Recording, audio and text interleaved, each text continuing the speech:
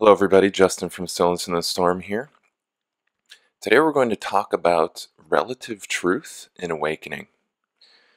Now this is a pretty big discussion and it's fairly abstract, so I'm going to do my best to articulate these things in a way that you can actually process. But basically what we're going to be talking about first is what the truth is. So the truth is an infinite, all-encompassing, singular reality. It is the thing that we're observing, and it's also the thing that we're experiencing. And because it's also the thing being observed, and it's also the thing that we're experiencing, it's transcendent. So, what that means in relation to coming to understand truths is that we need to be aware, first of all, that our knowledge is limited, that our perception is limited, and that what we're going to be receiving when we have experiences is a snapshot or a series of snapshots that weave together to form an experience.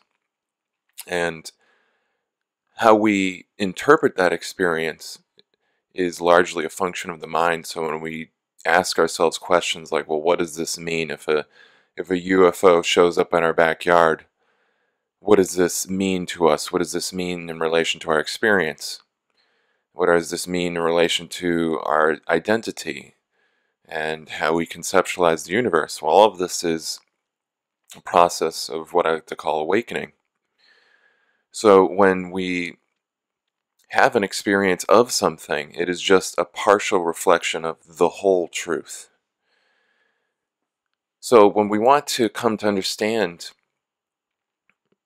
whether or not something is the truth, we often ask specific questions. So for example, let's take this and put it into an actual example that we can chew on. So we'll use the one I just mentioned a moment ago, which is an experience of a UFO landing in your backyard, or you having a UFO experience.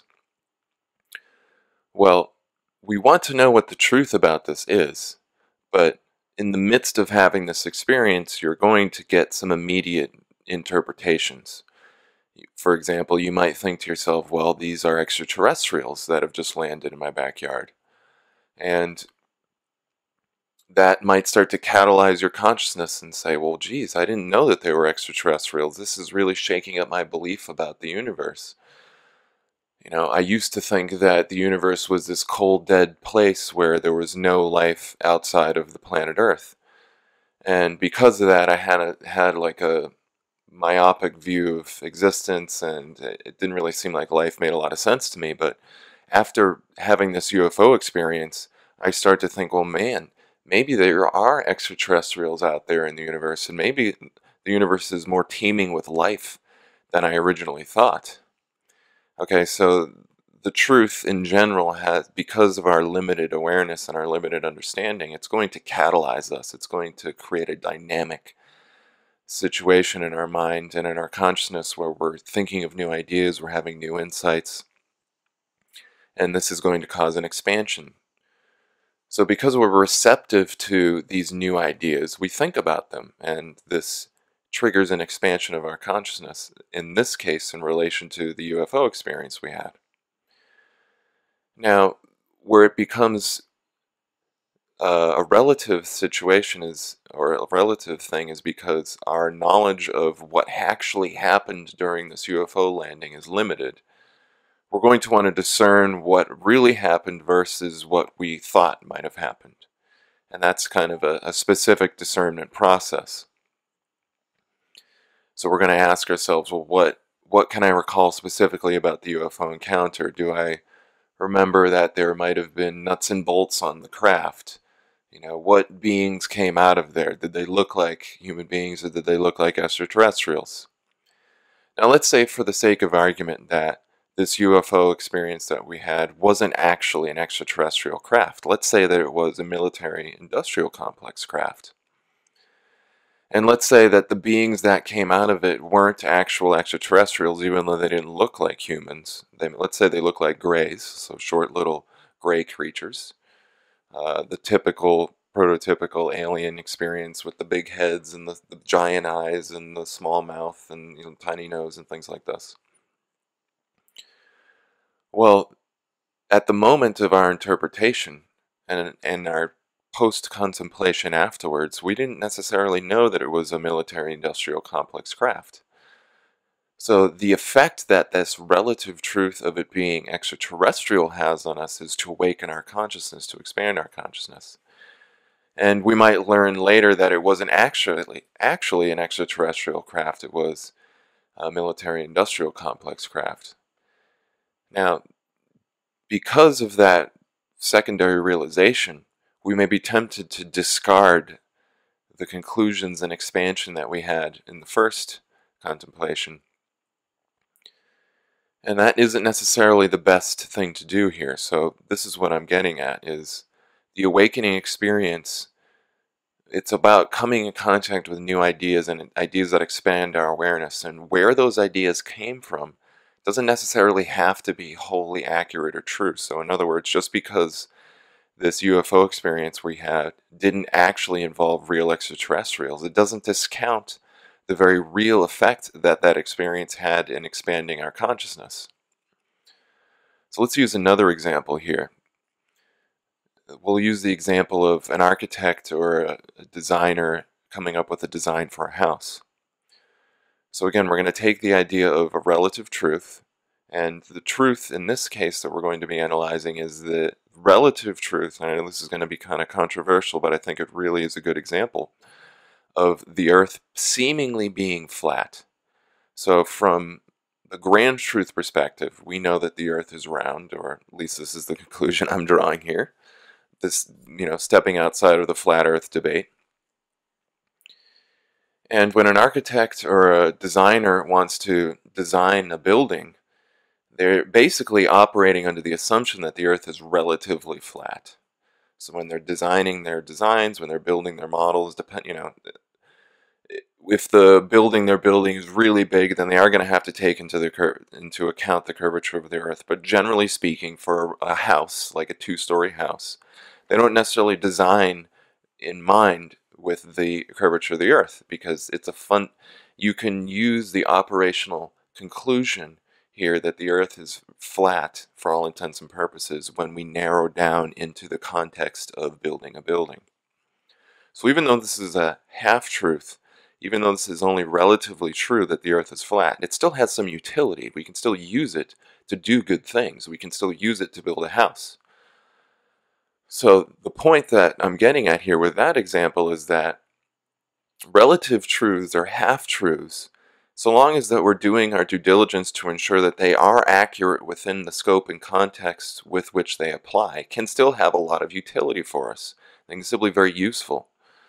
So in our grand dynamic experience of coming to know truths and using these truths to improve our beingness through self-mastery practices, we want to strive to make our internal representation of the truth, our knowledge, to be as accurate as possible. But even within that, because our knowledge and our perception and our ability to gather evidence is limited, we also need to take into account that as we think about the evidence that we're gathering, we're going to come up with many different interpretations that may not be entirely accurate, and that's okay. Each interpretation is worthy of exploration. So the idea or the concept I like to have in mind is that your experience is a vehicle for ideas. It is a messenger system to transmit ideas into your mind. And even if those ideas aren't necessarily accurate, that doesn't mean that we should just discard them wholesale. So one of the axioms or the slogans that we hear about in the awakening community is that, well, if the truth resonates, you should think about that and contemplate that, and what doesn't resonate you should discard. So what I like to say is that if something doesn't resonate, it doesn't mean that it should be completely discarded, but you should take what doesn't resonate and put it on your bookshelf for later contemplation. So what doesn't resonate, going back to the UFO example, while you're in the midst of this UFO experience and you're seeing these grays walk out of the UFO craft, and it's really catalyzing your consciousness, and you're thinking about the universe in a new dynamic way, and you're coming to understand your place in the universe in relation to this idea that the universe might be teeming with life. Well, you shouldn't discard those ideas wholesale, especially while you're in the midst of going through some experience. Absorb what is being given to you, be receptive, but also be discerning. Realize that whatever conclusion that you're drawing, whatever resonates with you at that moment, which in this case is the idea or the belief that the UFO it actually does contain extraterrestrials, shouldn't necessarily be discarded, but you shouldn't have a rigid conclusion about that belief. You should be open to the fact that that conclusion might not be wholly accurate, and that by analyzing more experience later on, after you've kind of settled down from whatever the experience is, you're going to be able to take other data points and other pieces of information and expand your awareness of those. So to kind of wrap up or conclude this video here, basically what I'm talking about is that in our process of awakening, awakening itself is the ability to expand your mind and open your mind, become receptive, which is a feminine modality, to the information that's coming in through the universe. So in this sense, this is where I think the pronoun of referring to the universal creator as a father figure is really powerful because it acts as a masculine component. It's transmitting ideas and experiences into us, okay? And then we are the receptive element. So we're invoking it. That is like the divine masculine in this case. And we're being receptive, or we're opening ourselves up, so we're invoking a divine feminine modality. So in this concept, we are like the brides of the creator.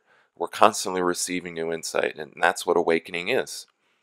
So as we awaken to new information and new truths, we can use all information, all data has a valuable place in our process of awakening.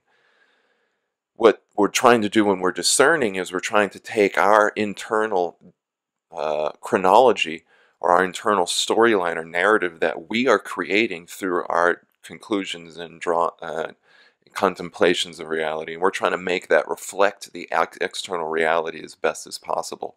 And we should still try to do that. We should still try to discern the truth and make sure that what we're interpreting is actually reflective of reality. But as we do that, we don't want to become fundamentalists and rejectionary in our approach and say that, well, because the conclusion we drew about the UFO being extraterrestrial isn't actually the reality, means that that conclusion has no valid place in our awakening. Or because the architect uses the general premise of the earth being flat when they're designing their house, it doesn't necessarily mean that the earth actually is flat.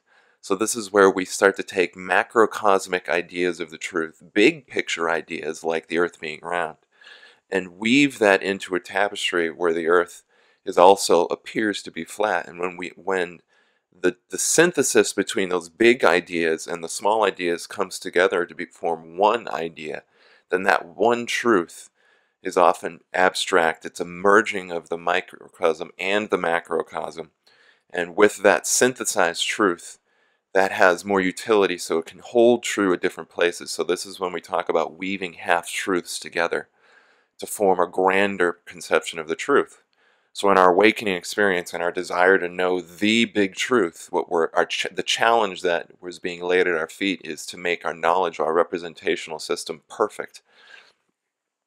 And when we do that, when we purify our knowledge, what's going to happen is that the truths that we're assembling, they're going to hold true across different spectrums, across different lines of experience, across different contexts and scopes. So for example, to try to put a point to that kind of abstract idea, we're going to take the idea that the earth is flat and we're going to merge it with the idea that the earth is round, and what we're going to get is a singular truth that incorporates both perspectives, and they're not mutually exclusive.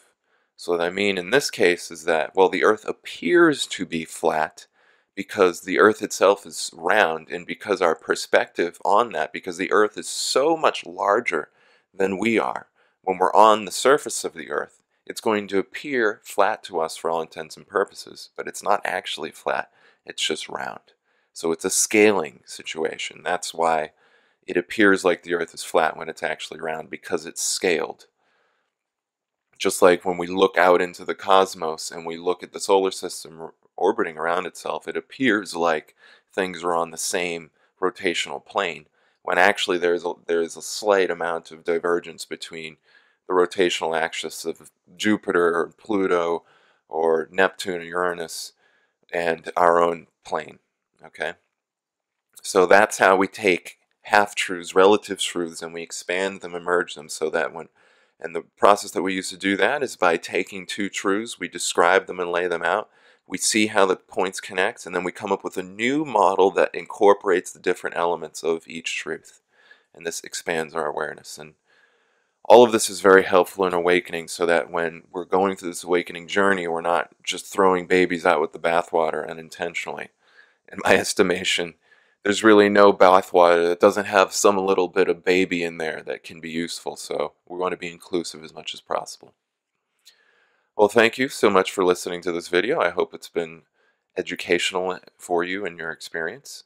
And I also want to put out a call that I am looking for new topics to explore and talk about. I feel like some of the strengths that I have to offer and something that I want to try to give back is my capacity to translate or take ideas and express them in ways that could potentially be helpful for people. And so please send me suggestions either through email at sitsshow, SITSSHOW @gmail.com. You can find my work at Stillness in the Storm, and there you can find a social media page up there. We're on Facebook, we're on Twitter, and I want to thank you for any contributions you give to this work. It is a enterprise that can't function without the valuable contributions from viewers and readers like you, so thank you for your PayPal and Patreon contributions and donations. And also, if you don't have the money to contribute in that way, we have advertisements on Stillness in the Storm, specifically so that if there are ads you take an interest in, by clicking on them, it generates a small amount of income that goes towards the work we're doing here. So thank you for all of that. Thank you for taking an interest in the truth. And thank you for the dialogue that you contribute by speaking to me and speaking to others. Much love. Take care.